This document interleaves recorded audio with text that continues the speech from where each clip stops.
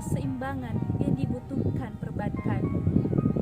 Sobat OJK, kenapa kita harus memahami keuangan syariah? Karena ada keberkahan di dalamnya. Lalu seperti apa pengelolaan sistem keuangan syariah? Pengelolaan yang diterapkan oleh keuangan syariah berdasarkan pada prinsip-prinsip syariah Islam, yaitu yang pertama, mengharap ridho Allah Subhanahu wa taala. Tujuan yang dicapai berdasarkan atas petunjuk Allah Subhanahu wa taala dan hadis Nabi Muhammad SAW. Lalu terbebas dari bunga atau riba sangat dilarang dan haram hukumnya dalam Al-Quran. Lalu menerapkan prinsip bagi hasil atau sharing. Sektor yang dibiayai halal hukumnya, dan juga tidak ada investasi haram. Lalu kegiatan bank dan lembaga keuangan syariah dalam Al-Quran dan hadis itu apa saja? Ada dua diantaranya, produk penghimpunan dana dan produk penyaluran dana. Penghimpunan dana ada dua, wadiah. Wadiah merupakan simpanan barang atau dana kepada pihak lain yang bukan pemiliknya untuk tujuan keamanan, seperti firman Allah Subhanahu wa taala dalam Quran surat Al-Baqarah ayat 283 yang artinya, jika sebagian kamu mempercayai sebagian yang lain, maka hendaklah yang dipercayai itu menunaikan amanatnya, dan hendaklah ia bertakwa kepada Allah Tuhannya. Dan hadis riwayat Abu Daud dan At-Tirmidzi yang artinya, tunaikanlah amanat itu kepada orang yang memberi amanat kepadamu, dan jangan kamu mengkhianati orang yang mengkhianatimu. Lalu yang kedua ada mudharabah. Mudharabah memiliki dua jenis, yaitu tabungan dan deposito. Tabungan mudharabah contohnya tabungan Idul Fitri, tabungan Idul Kurban, tabungan haji, tabungan pendidikan, tabungan kesehatan, dan lain-lain.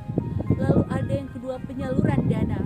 Penyaluran dana yang dilakukan bank dan lembaga keuangan syariah mempunyai berbagai metode, diantaranya jual beli, bagi hasil, pembiayaan, pinjaman, dan investasi khusus. Dalam prinsip jual beli ada murabaha. Murabaha menjadi akad jual beli suatu barang, di mana penjual menyebutkan harga jual yang terdiri atas harga pokok barang dan tingkat keuntungan tertentu atas barang, di mana harga jual tersebut disetujui oleh pembeli sesuai firman Allah Subhanahu wa taala dalam Quran surat Al-Baqarah ayat 275 yang artinya, Allah telah menghalalkan jual beli dan mengharamkan riba, dan Quran surat An-Nisa ayat 29 yang artinya, hai orang-orang yang beriman, janganlah kamu saling memakan harta sesamamu kecuali dengan perniagaan atas dasar suka sama suka. Lalu larangan apa saja yang ada dalam pengelolaan keuangan syariah? Adapun hal yang harus dihindari dalam pengelolaan keuangan syariah diantaranya yang pertama riba, sesuai dengan surat Al-Baqarah ayat 275 sampai 278 tentang meninggalkan riba atau sistem bunga dan kembali kepada sistem keuangan syariah.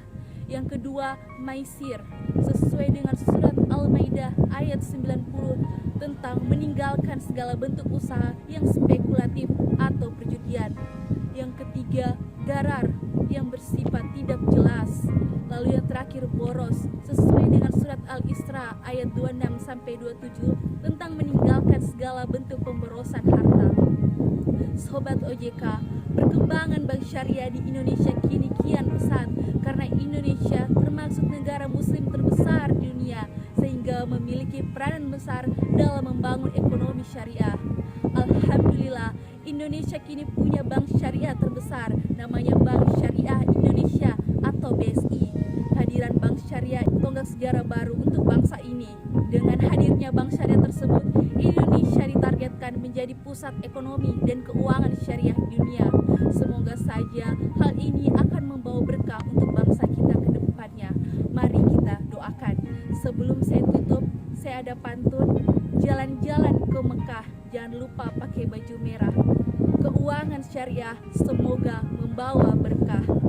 Wabillahi taufiq wal hidayah. Wassalamualaikum